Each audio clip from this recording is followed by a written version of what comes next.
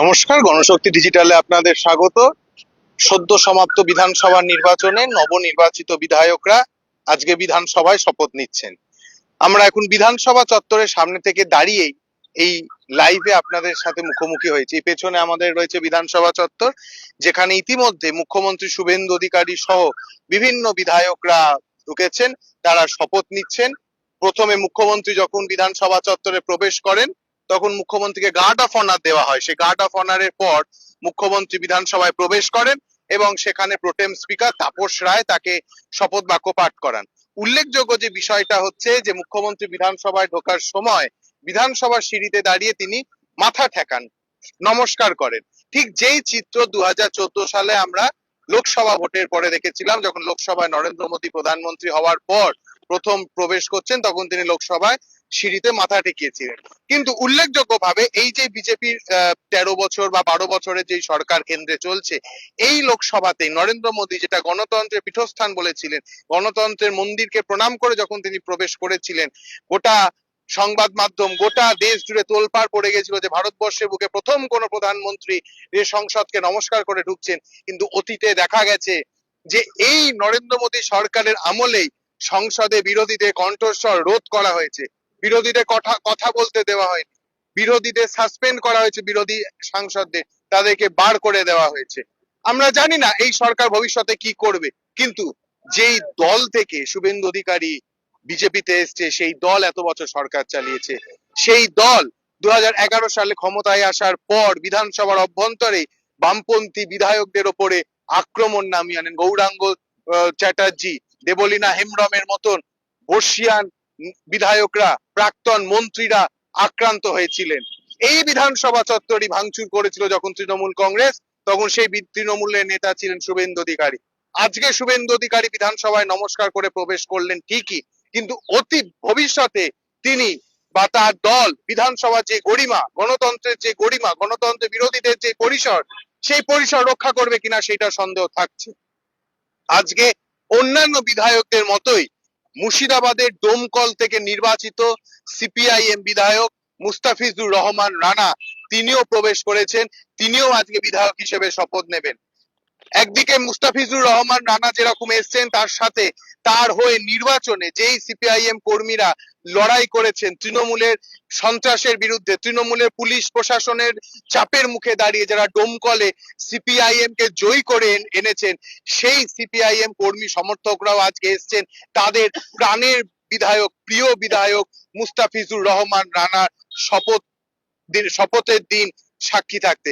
আমরা আমাদের সাথেই সেই সিপিআইএম কর্মীরা রয়েছে, তাদের থেকে আমরা প্রথমে জেনে নেব যেটা, যে এই যে ডোমকলে যেই রানাদা জয়ী হলেন, এই লড়াই কতটা কঠিন ছিল, কিভাবে এই লড়াই আপনারা জয়ী হলেন? দেখুন, বিশেষ করে তৃণমূলের দুর্নীতি এবং বিজেপির সাম্প্রদায়িকতা, এর বিরুদ্ধে লড়াইটা খুব কঠিন ছিল।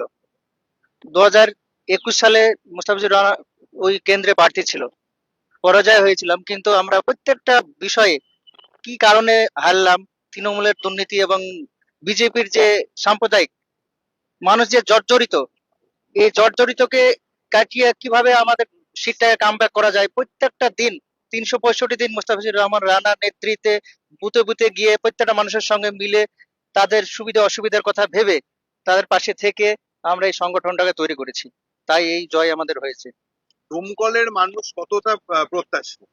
ডোমকলের মানুষ বরাবরই প্রত্যাশিত, এবং ডোমকলের মানুষ পূর্বের ইতিহাসও দেখবেন, ডোমকলের মানুষ শুভবুদ্ধি সম্পন্ন এবং ওরা অন্যায়কে প্রশ্রয় দেয় না।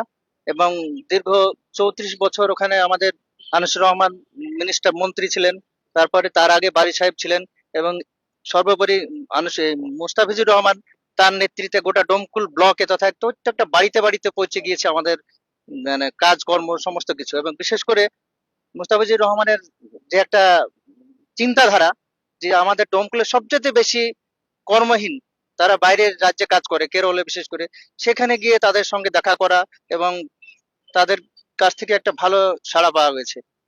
এই যে পরিযায়ী শ্রমিকরা বাইরে চলে গেছে ডোমকলে, তাদেরকে ফিরিয়ে আনার জন্য কোনো পরিকল্পনা? আমাদের তো সেই পরিকল্পনা অবশ্যই আছে, যেহেতু রাজ্যে আমাদের সরকার নেই, রাজ্যে বিজেপি সরকার ছিল, সরকারই এটা পারে যে রাজ্যে কোনো কর্মসংস্থান তৈরি করলে যারা পুনরায় এখানে পরিযায়ী শ্রমিকরা আমাদের রাজ্যে কাজ পায়।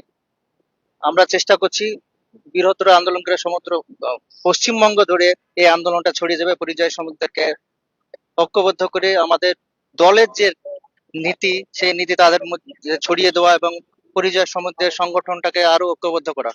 ডোমকলের মানুষ বিধায়ক মুস্তাফিজুর রহমান রানা যে শপথ নিতে এসেছেন তাদের মধ্যে কিরম উচ্ছ্বাস বা কিরম আনন্দ করতে বলে গোটা ডোমকল আনন্দিত, গোটা ডোমকল উচ্ছ্বাসিত। এই জয় সারা ডোমকলের জয় এবং গোটা রাজ্যবাসীকে আমাদের এই জয় উৎসর্গ করতে চাইছি।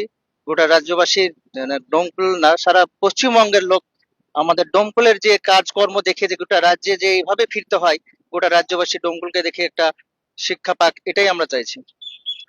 আপনারা শুনলেন এতক্ষণ যে ডোমকলে কিভাবে কিসের ওপর ভিত্তি করে শুধু সংগঠন নয়, সংগঠনের পাশাপাশি 365 দিনের মানুষের সাথে যে যোগাযোগ, সেই যোগাযোগ সেই ডোমকল এলাকায় মুস্তাফিজুর রহমান রানা যেরকম রেখেছিলেন 2021 সালের পর থেকে, ঠিক একইভাবে এই যোগাযোগে ধারাবাহিকতা বজায় রেখেছিলেন সেখানকার সিপিআইএম কর্মীরা।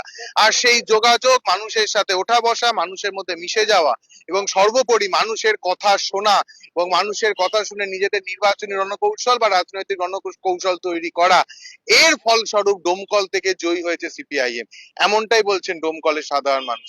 গণশক্তি ডিজিটালের পর্দায় চোখ রাখার জন্য ধন্যবাদ।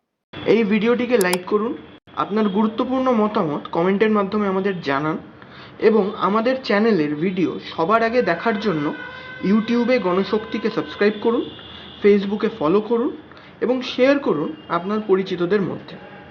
আমাদের চ্যানেলে আপলোড হওয়া ভিডিও নোটিফিকেশন পেতে বেল আইকনটি ক্লিক করতে ভুলবেন না।